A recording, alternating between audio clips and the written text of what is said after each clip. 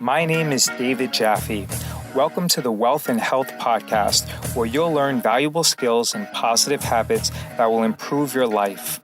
This podcast originally aired as a video on my YouTube channel at youtube.com/beststockstrategy. The Wealth and Health Podcast is brought to you by beststockstrategy.com.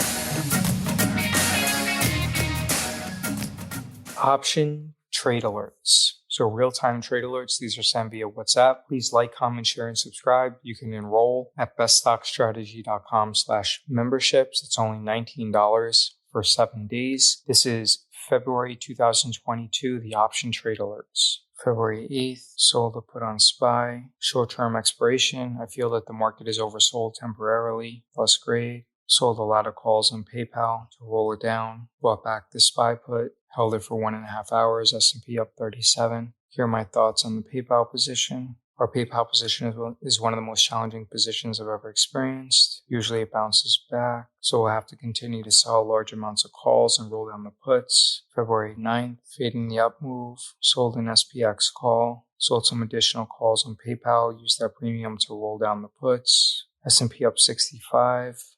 February 10th, sold a short-dated SPX put. Brought it back. S&P down 83. VIX up 20%. VVIX up 8%. February 11th, rolled Z. So I rolled it. I financed it by selling the calls and then rolled it down. Our break even on Z, on Zillow, is about 79. S&P down 85. February 14th, closed out 2 puts. Financed it by selling calls. Rolled PayPal. Rolled it out 1 week. Yeah, you see, the problem with PayPal was when I sold those additional puts, it just simply became too big, and that ended up costing me money. If I didn't sell those additional puts, then I probably would have been able to salvage the position for relatively minor losses, or I could have just continued to sell call options and bought it back, and rather sold call options and used that premium to buy back the small amount of puts. But when I expanded the position, that was definitely a mistake. S&P down 17. February 15th, here I rolled the calls on Zillow. SPX, S&P up almost 70. VIX down around 9%. VVIX down over 8%. February 15th, I just increased the expiration on PayPal. S&P up 4. February 17th, S&P down 95. VIX up 16%, February 18th. Yeah, so I'm being less aggressive because the market doesn't have a defined direction. S&P down 31, the 21st, markets closed, the 22nd, sold calls on Amazon, bought back one of the PayPal puts, financed it by selling calls. Here I rolled it more, financed it by selling calls, rolled and financed it by selling calls. You see, so if I didn't sell those additional 20 contracts on the put side, it would have been significantly easier. Probably would have been able to, I don't know if I would have been able to roll the puts all the way down for a profit. I'm not certain about that.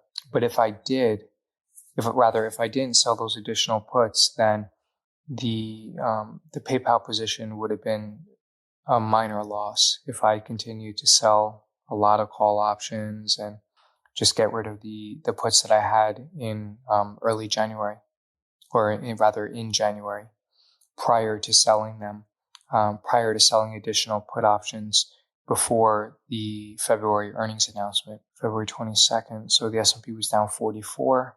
February 23rd, sold a call on SPY. Might have to consider closing out PayPal. I'll watch it tomorrow. And although it seems like its descent has slowed, my concern is that the loss becomes too large, then it'll take a long time to recoup. Yeah, you never want to take a loss where it's going to take you more than just a few months to recapture. Because even in this situation with PayPal, where I made a mistake by expanding the position on the put side, you don't want to be in a position where the losses are going to take you more than a few months to recapture. You don't want to be in a situation where it's going to handicap you in the future. So as painful as it sounds to close out a position for a loss, you don't want to have it affect your portfolio long term. If it costs you a few months of profit, okay, for a bad trade, then it's not the end of the world. But anything more than about 2 to 3 months of profit is going to be very problematic. S&P up 63, February 25th. S&P up 95, February 28th. Sold some additional calls. So here I rolled the position out. Roll PayPal calls just to give a little bit more safety net. I think at this time PayPal was trading at about 111. S&P was down 11, VIX up 9%, and VVIX up about 5%. The market rallied around 1% over the last 20 minutes of the day. Tesla up over 7%. So that's it. If you want to enroll for the 7-day trial, it's only $19. You can enroll at beststockstrategy.com/memberships. Visit beststockstrategy.com and submit your email address to receive valuable free training. Please give this podcast a positive rating and review. If you have any questions, visit beststockstrategy.com and send me a message.